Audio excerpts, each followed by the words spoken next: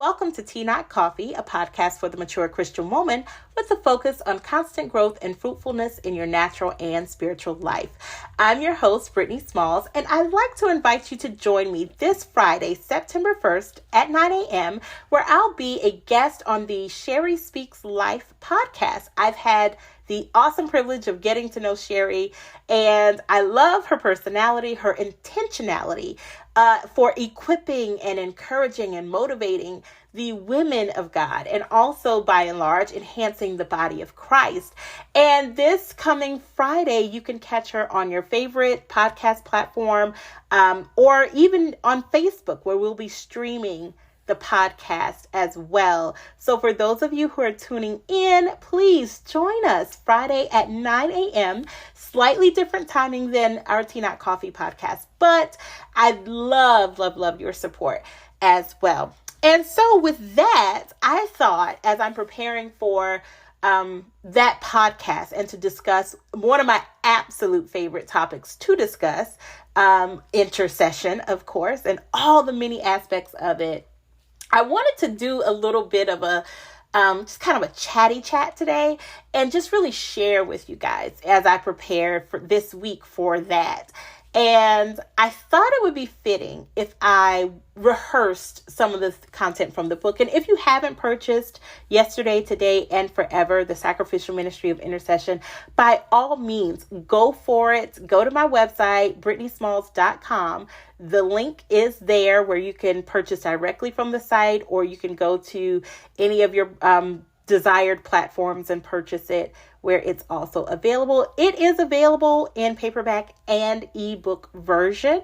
If you purchase directly from me, I will send you a signed copy of the book as well. So thank you so much for that. So as I was saying, I love intercession on a level that is just, I don't know how to describe it. I just love it. I enjoy it. Is it work? Absolutely. It's absolutely work.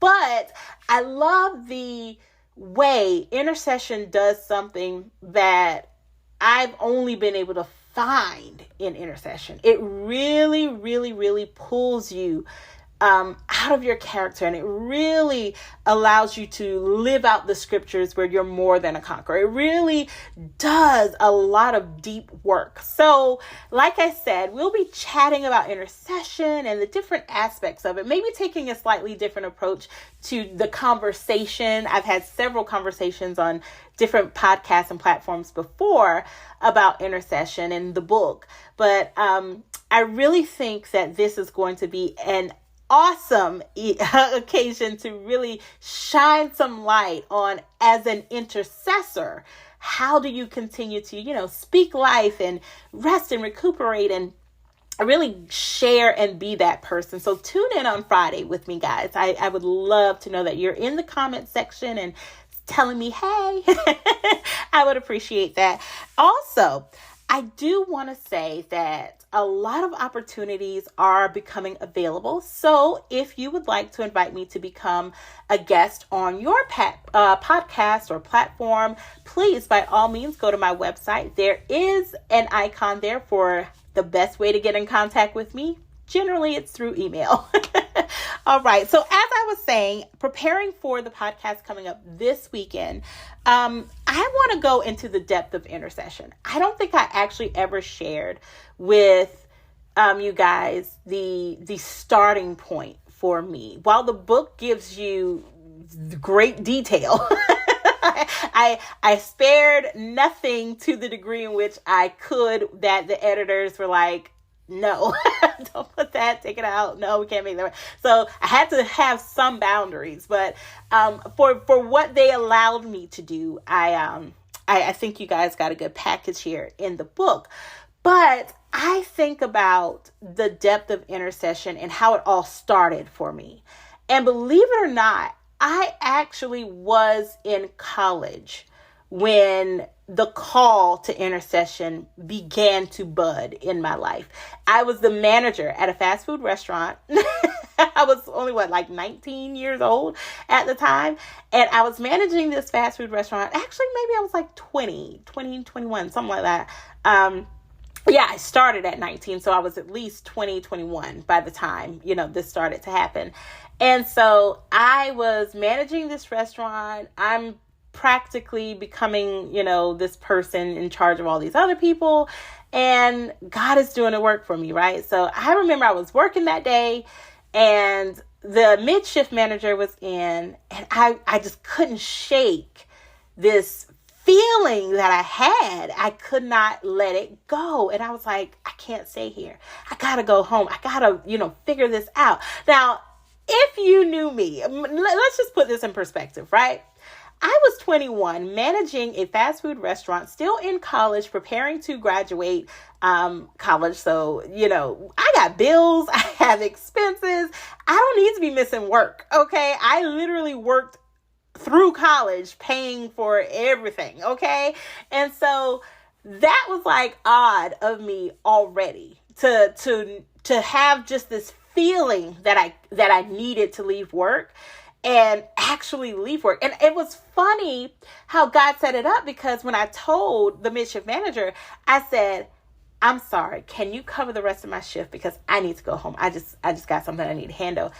And she was like, okay. And it was weird because she knew I don't just leave work like that. So it had to be something.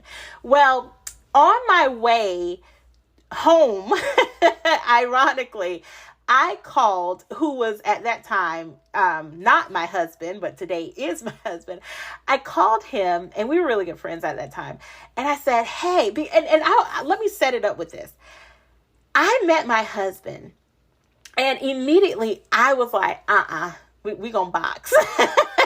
Because he has the gift of prophecy, and he began to share some things with me. And I was like, oh, no. How dare you? Who is that? We need to talk after church. Okay. But honestly, we grew into a friendship, a genuine friendship.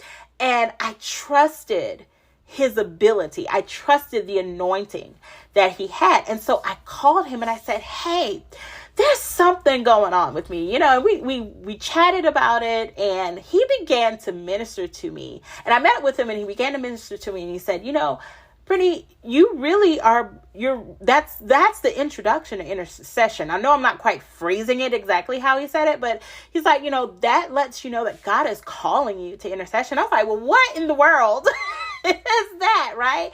And he said, well, you just gotta, of course, if you've read the book, I got this answer a lot. You just gotta pray about it. You just gotta pray about it and read the word.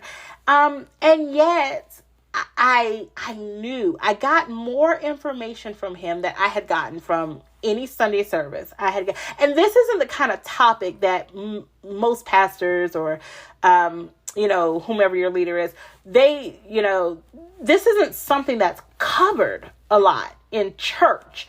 This is something that you do generally get teaching on in like a Bible study or in a one-on-one or in, just your own study time, or you go to a conference and it's full of people, it's a prayer conference or something like that. Intercession is not a church topic.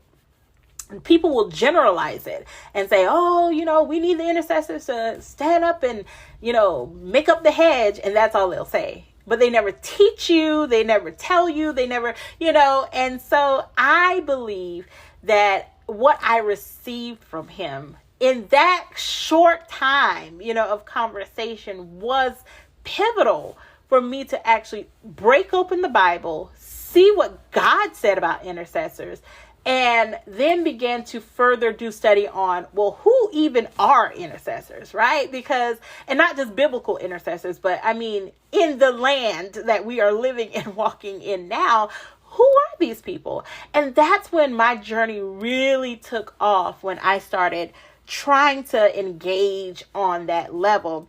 And so I want to go there just to give you guys that background, because a lot of you listening, you may even maybe your calling is not intercession. I also have, taught on that everyone is not called to intercession. Contrary to what we believe about prayer, everyone can pray. Everyone should pray. Everyone is not an intercessor. And so Just like everyone's not a pastor or everyone's not, a prophet. It's the same thing. You're not called to do all things just because a part of that thing is something that everyone can do, right? Everyone can have the gift of prophecy. It's a gift. It's freely given, but that does not make you a prophet.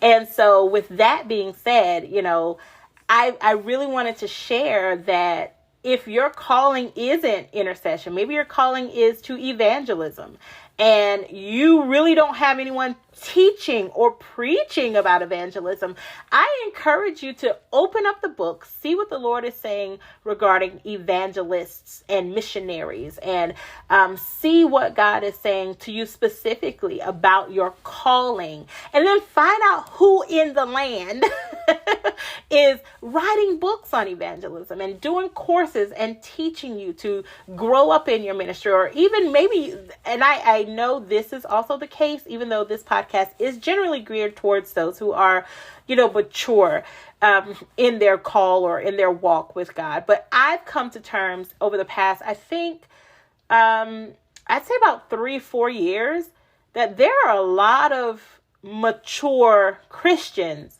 who have never been asked what their calling is. Remember my very first episode, we would get that question a lot. And I've learned to focus on the why is that your calling. But just for, the basics here, there are still, maybe you're one of the people still listening who don't actually have a definitive answer to what you're called to do.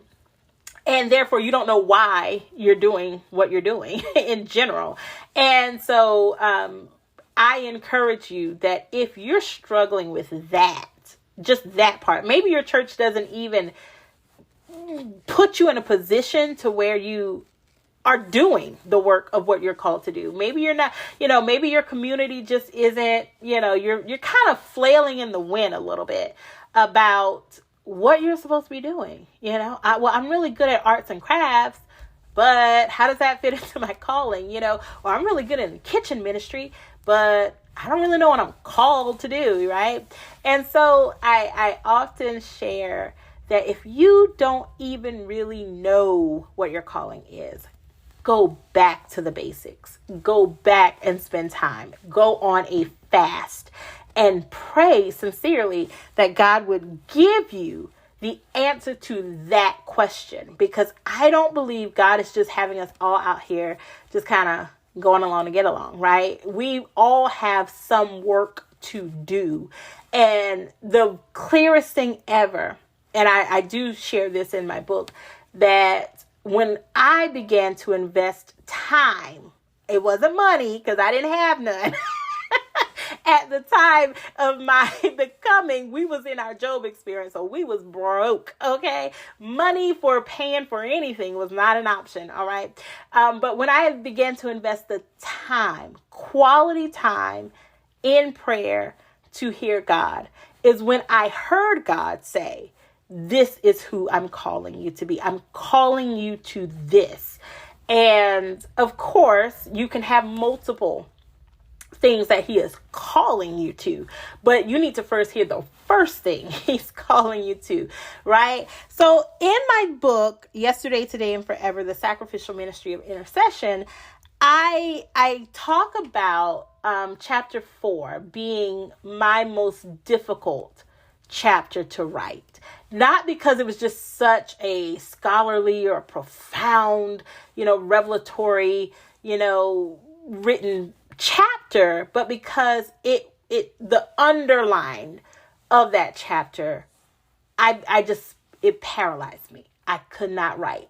I remember so many things. And it wasn't writer's block. I don't even, writer's block is not a thing for me per se. Because you just don't do it. You don't do it until you do it. So it wasn't that. It was like, I don't want to go there with this. I don't want to even begin to take the people there. Now, this book is written for intercessors and those who are prayer warriors in and of itself, those who value and understand the value of prayer. But specifically, it's a very niche book. It is written specifically for the equipping and encouraging of intercessors. And so when I got to chapter 4, I stopped writing. Stopped. Just straight up put my laptop up. I didn't want to think about it. And because I didn't want to think about it, I thought about it. Because I mean, obviously you're aware when something's fighting against you. Like, why? I was on such a roll. Why? And I remember one day I was in the shower and the Holy Spirit told me specifically, you know, the devil does not want you to write that chapter. When I say in the shower, boo-hooing, like, yes, I know. And he said, you're afraid to write this because you're afraid to go to the depth in which I'm calling you. And that was the absolute truth. I had been called deep before, and here I was, deep Brittany. You know, that's not something I'm just aspiring to be, but here I was, that person who was scared to go deeper. And let me tell you this, you very well could be operating in your calling, and God is literally pulling you down to go deeper, which to our natural eyes, it looks like elevation, but he's pulling you deeper in his presence. And you're like, nope, I'm comfortable right where I'm at. You're thinking, no. And let me tell you why that could be. Because I'm a very transparent person. I understand that ministry is work. Okay? I understand that ministry is work. My husband and I celebrated 16 years of marriage. Actually, just this past Friday. And 16 years of marriage equates to 16 years of ministry for me. Now, he's been in ministry well before, he even reached his 20s. Here I am. I'm marrying a minister who's anointed, gifted, called, all of those things you want to put out there, right? I entered marriage in ministry. Marriage in and of itself is ministry. It's work. And so 16 years of that, think about it. That's work, okay? That's having so many people on a prayer list that you are going like, oof, what is this about, And then and to think about that, let's not even include your prayer list. Let's just think about the randoms that God just drops in your spirit to pray for. You have no idea they're going through a thing until God is like, no, you need to pray for them today. And you start praying, of course. And so when I say it's work, it's not just physical labor, because it is, but it's also mental labor. It's the mental fatigue. It's the physical stresses on your body when you're laboring in the spirit for someone. And intercession largely is a laborious work. It's sometimes I've had occasions, yes, where it's quick, it's get in, get out, it's done. Yes, those are very possible experiences. I don't have those often, though. I don't have them often. And so maybe the reason you who's listening, maybe the reason you're not necessarily wanting to go to the depth that you're called to go to is because you realize it's work. And Brittany, honestly, I'm just 2 milliseconds from being over people. I get it. I completely get it. I have been there. And don't get me wrong, sometimes though that feeling comes up again. But I encourage you to remember that no matter how you're feeling about the workload, God is our help. He's not going to put more on you than you can bear. We all know that scripture. But at the same time, he's going to position you to have strategy for understanding how to accomplish this naturally, what he's calling for from you spiritually. And I don't want you guys listening and thinking, well, yeah, I know the Lord has been wanting me to do this and I'm just waiting for the right help. You can't have any better help than Jesus Christ, than God. You can't have any better help than that. God will position you for doing what he has called you to do. I often think about the fact that we have, stories like Gideon in the Bible where, feeling like, no, I don't really think that's what he's telling me to do. And if it is, you got to prove it. We have examples of people in the Bible who felt like we feel. God, you telling me to do what? I'm going to need a sign, Lord. I'm going to need several signs, okay?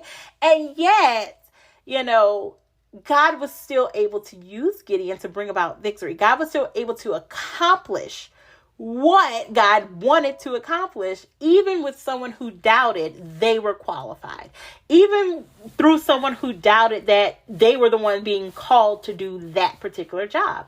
And it was through the constant conversations with God, okay, God and the angels, and, okay, show me this, do this for me. Just, you sure?